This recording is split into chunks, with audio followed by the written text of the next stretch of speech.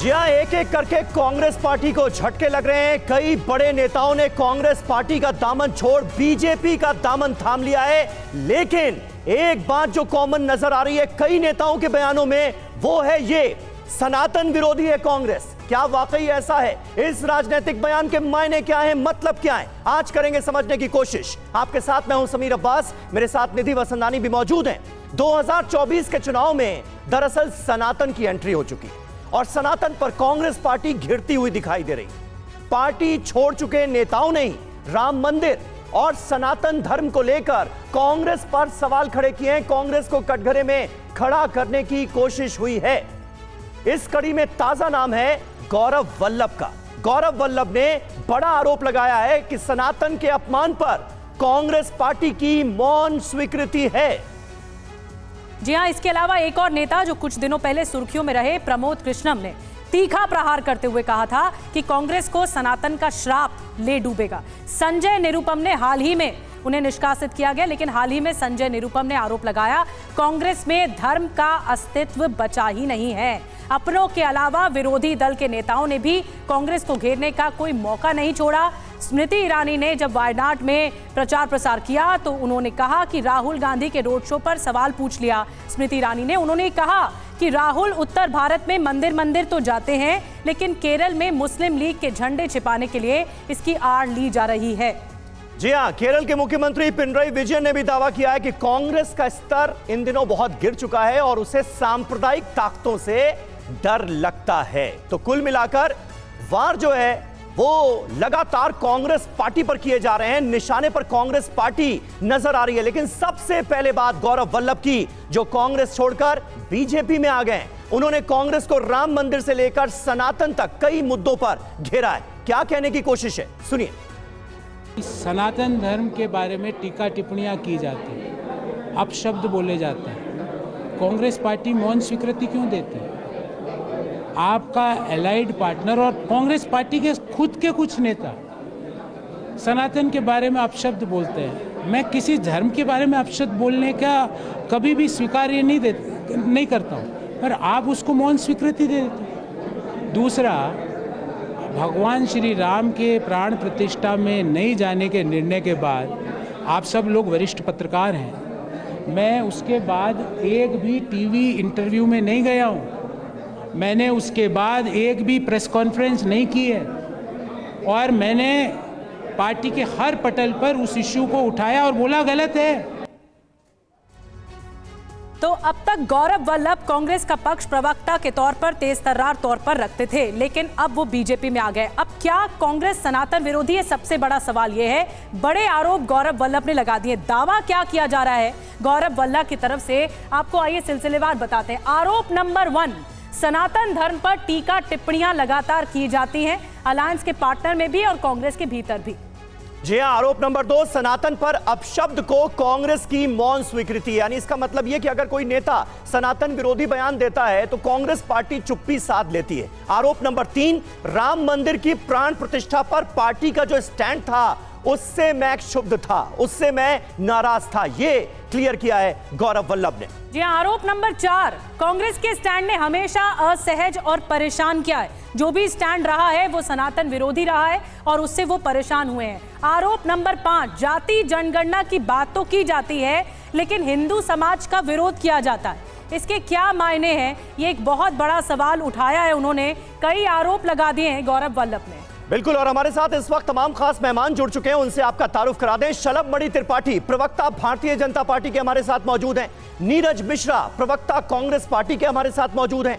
संगीत कुमार रागी, राजनीतिक विश्लेषक के तौर पर हमारे साथ मौजूद हैं। और स्टूडियो में वरिष्ठ पत्रकार जयशंकर गुप्ता भी हमारे साथ मौजूद हैं।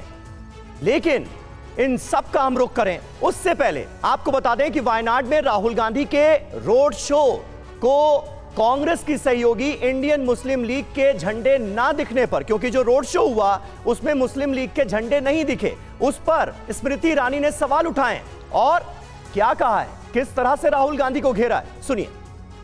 बट मैम राहुल का मानना है कि वायनाड के लोगों के साथ उनका कनेक्ट बहुत पुराना है और उसी सपोर्ट के मानना है कि कल कांग्रेस पार्टी के नामांकन रैली में मुस्लिम लीग के फ्लैग्स को छुपाना इस बात का संकेत है कि या तो राहुल गांधी मुस्लिम लीग के समर्थन से शर्मसार हैं या फिर जब वो उत्तर भारत में आएंगे और मंदिर मंदिर जाएंगे तब लोगों से उत्तर भारत में मुस्लिम लीग के साथ उनके गठबंधन को छुपा पाएंगे।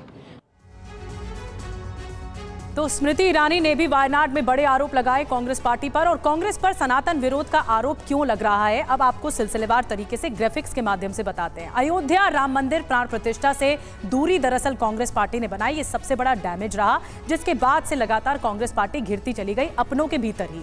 फिर दूसरी बड़ी बात, सहयोगियों के सनातन विरोधी बयान पर कांग्रेस पार्टी ने चुप्पी साधे रखी, आलाकमान चुप रहा, कुछ भी नहीं कहा गया।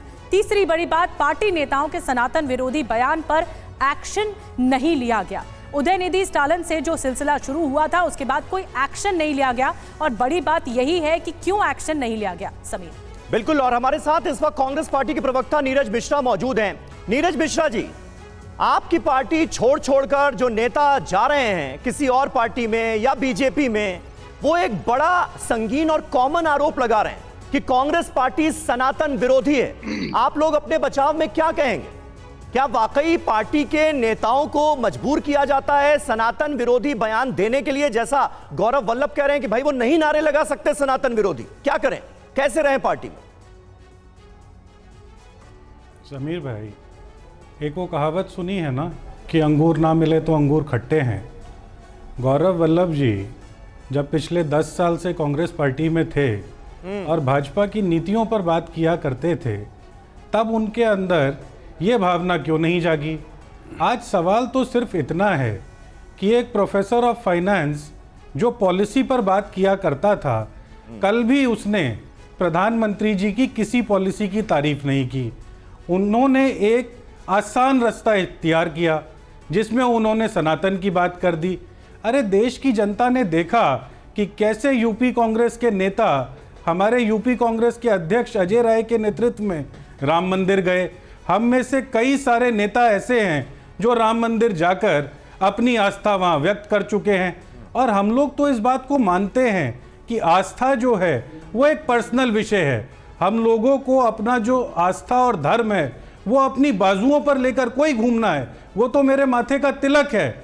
लेकिन जहाँ तक रही राजनीति की बात, राजनीति होती है पॉलिसी की, और पॉलिसी होती है समावेशी, और यही राम राज्य था जिसके अंदर मिश्रा जी, पर्सनली तो बहुत सारे नेता गए, रामलला के दर्शन करके आए, लेकिन गौरव वल्लभ जो सवाल उठा रहे हैं वो कांग्रेस पार्टी के स्टैंड को लेकर सवाल उठा रहे हैं। जिस तरह से प्राण प्रतिष्ठा कार्यक्रम में कांग्रेस पार्टी के बड़े नेताओं ने ना जाने का फैसला किया, वो उस पर सवाल उठा रहे हैं। जिस तरह से सनातन विरोधी बयान जब इंडिया गठबंधन के कई नेताओं के आए या कांग्रेस पार्टी के आए, जो पार्टी ने चुप्पी साध रखी, वो उस पर सवाल उठा रहे हैं। जल्दी से जवाब। समीर भाई देखिए ना, अभी से 2 महीने पहले राजस्थान में चुनाव लड़ रहे थे ना वो, हाँ। और वहां तो इन सारी बातों के साथ दिख रहे थे शायद। लेकिन कांग्रेस पार्टी ने तो इस बात को हमेशा से कहा है कि हम लोग धर्म की राजनीति से अपने को दूर रखते हैं। हम लोग तो बात करते हैं कि पिछले 10 साल में जो अन्याय काल चला है उस अन्याय काल का आप हिसाब दे दीजिए। बेरोजगार जो कर दिए युवा, उसको हिसाब दे दीजिए।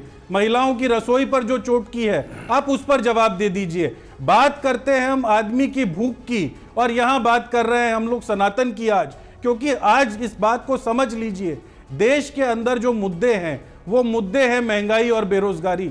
सनातन मेरे लिए भी प्रिय है, आपके लिए भी प्रिय होगा, और हर हिंदुस्तानी के लिए प्रिय है, तो उस पर कोई टीका टिप्पणी मैं तो नहीं करूंगा। ठीक है।